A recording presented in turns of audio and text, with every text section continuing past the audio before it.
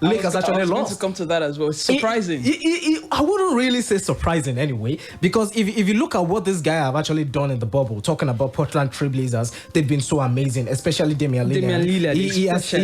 Exactly, he has been the one. Yeah, I would say they say he's the best player in the bubble. Would you agree with that? Yeah, to some extent, I think I want to, because I felt it literally, pushed Portland Trailblazers to qualify for the playoffs. It was amazing. At one point, this guy was actually doning out 50 points back to back to actually make them qualify for the playoffs. And the game that actually made them qualify against Memphis Grizzlies, it was quite instrumental in that particular one. So if you say he's actually the best player, I think I would actually disagree. And then the comparison with Steph Curry being the greatest shooter, the greatest point guard. Would you go down that road? I don't think I'll go down that road. He has had a fantastic, bubbles. I mean, you lead your team to 3 championships. Exactly. Maybe you should come back and start talking about being the greatest. Maybe, but now you would say he has actually had a very fantastic season for himself. But you need to win the rings. Of course, get the rings on your fingers, and then maybe people will get him in the discussion. But he's already showing that he has fantastic shooting ability. Once he gets into that 3-point zone, or even if he's inside the 2-point area, he's always so from the logo. I've seen his shots from the logo.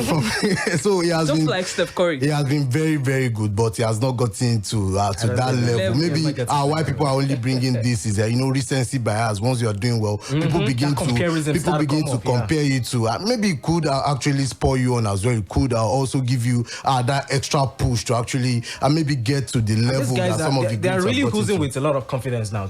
I won't be surprised if they do it to Toronto Raptors.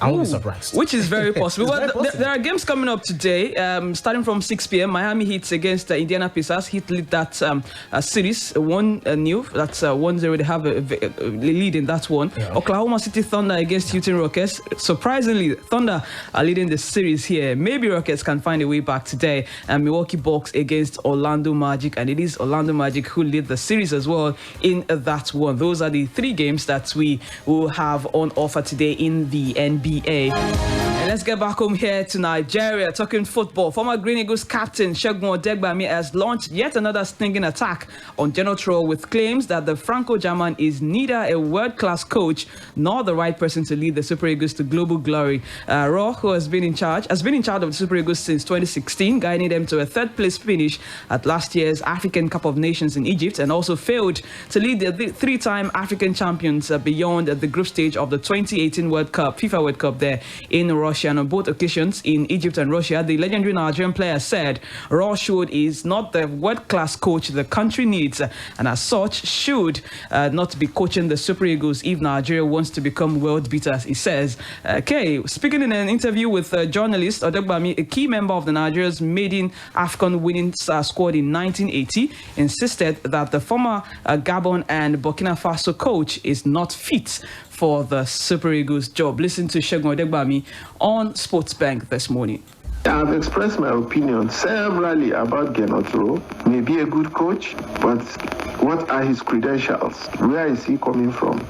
My belief is that anybody who will coach the Super Eagles now and make us a world-class team capable of winning the World Cup must be a world-class coach. Geno Traore, definitely, who heads the present technical crew, cannot deliver that.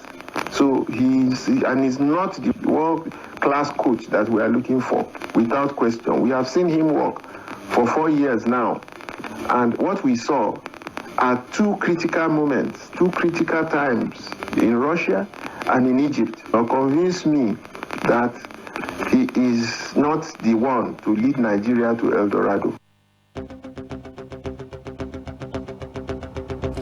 He's not the one to lead Nigeria to El Dorado. Faith, you agree with that? Well, he's an ex-international and he's a legend. He has a right to his own opinion. He's entitled to his opinion, and that is his opinion. But right now, we've given the man a new contract, and what we should be doing is actually getting behind him and actually looking for a way forward for the Super Eagles. Maybe it's not the right time to actually come out with the sticks and all that. We've given him new targets. We've given him new objectives. He has has to actually meet. So let's wait for him. We should not do like we are setting him up to fail. We should wait to see. But well, if Chief Segun Adegboyega is talking, we just all have to listen, and that is his own opinion. We might not share the same opinion, but that is his own opinion. Okay, meanwhile, the Super Eagles coach General Troa said Victor Osimhen made the right choice by joining Italian giant Napoli. The 21-year-old former Wolfsburg striker recently completed a reported record 89 million euros move to Napoli from Lille on a 5-year deal subject to a further year.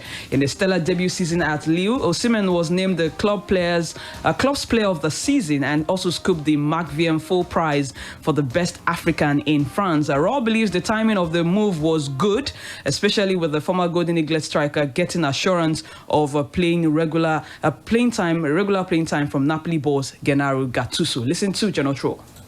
The time was right because it's an opportunity for him to go in a big club, to go in one of the best leagues in Europe, and to make also a good contract. You know, the career of a football player is very short, and they have to do all to have good contracts. Time is going so quickly, so I'm happy for him.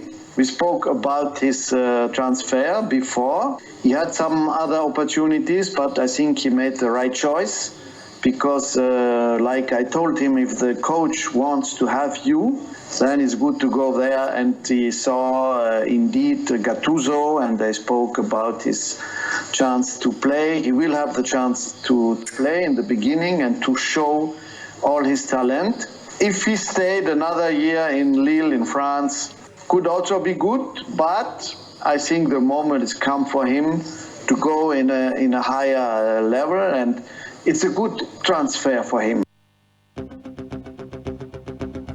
Good chance for Victor Osimhen, the words of the coach of the Super Eagles of Nigeria, General Troa there. Moving on, still on the Super Eagles of Nigeria, well, the Super Eagles will now face Sierra Leone in the 2021 African Cup of Nations qualifying double-header in November. The original fixtures were earlier stated for 27th of March, that's in Nigeria, and 31st of March in Sierra Leone, but they were shifted by CAF, all because of the coronavirus pandemic. And CAF, in a letter sent to Nigeria yesterday, signed by the Acting General Secretary, Abdulmoen Ba, confirmed the new dates. The Super Eagles will host their fellow West African sides, Sierra Leone, on the 9th of November, while the reverse fixture will take place on the 17th of November. And CAF also released new dates for the qualifying matches for the 2022 FIFA World Cup in Qatar. Well, all of this new changes owing to the coronavirus pandemic. So from May 31st to June 15, we'll have match day 1 and match day 2 fixtures of the 2022 FIFA World Cup qualifying round of matches in Qatar.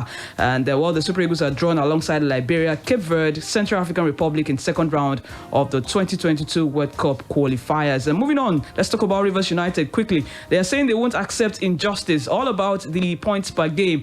They are really urging the LMC to obey their own rules. Well, that's according to the Rivers State Commissioner for Sport, Boma Iyaye. He has dispelled rumors that Rivers United agreed on a deal with the NFF to accept whatever decision that evolves from the ongoing intervention of the Federation on the interpretation of the points per game. According to him, at no time did the Ministry of Officials of Rivers United concede its protest for a second place on the NPFL table to the NFF or the LMC. Well, he was speaking at the reconstruction and regrassing work at the main bowl of the stadium in Port Harcourt. That's the Adoke Amesiamaka Sports Complex in Port Harcourt, and he declared that insinuations being circulated in the media do not reflect the true position of what transpired at a virtual meeting with the NFF. The long story short is that they are not agreeing with the points per game, the PPG table that was released by the LMC. So it is inconclusive at this point. Hopefully they'll find a way forward. And still on the NPFL, Sunshine Stars, it's not the best of time for this particular club because it is max exodus at this team. Players are leaving, the staff,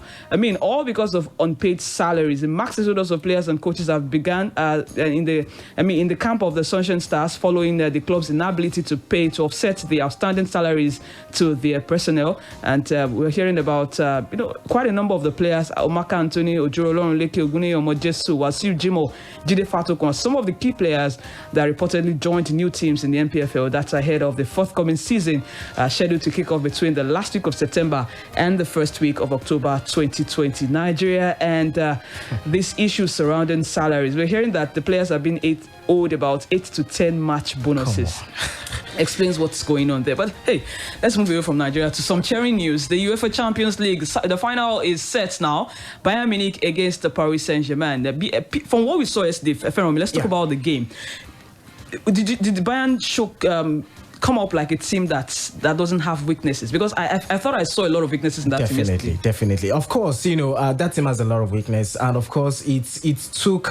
They were almost punished, if not because of lack of being clinical from Lyon yesterday. I felt that game would have actually gone down to the wire. And I was saying something yesterday morning that probably the only way that these guys can actually be defeated is playing a very good, swift, counter-attacking football, which Lyon almost did yesterday, but they couldn't actually perfect it. And I felt, playing in the final against a very pacey players like the likes of Neymar, Mbappe, maybe they would actually be punished because, even their defense is not the best of defense in Europe at this point in time. We can see that these guys can actually falter at one point in time. 2 true passes, and, these guys were actually found something at the back. So I felt, these guys definitely have weaknesses. But the fact that, they keep up that intensity, they try to push you back and, push you on the back foot. That is why, these guys are getting the goals, and they'll continue to do that. So I think, if PSG can just be very careful and exploit that weaknesses, who says they can be defeated? But then we just have to wait and see. It's going to be a very, very interesting final to actually watch. The truth is, every team has weaknesses. Definitely. Being able to, paper over the cracks, being able to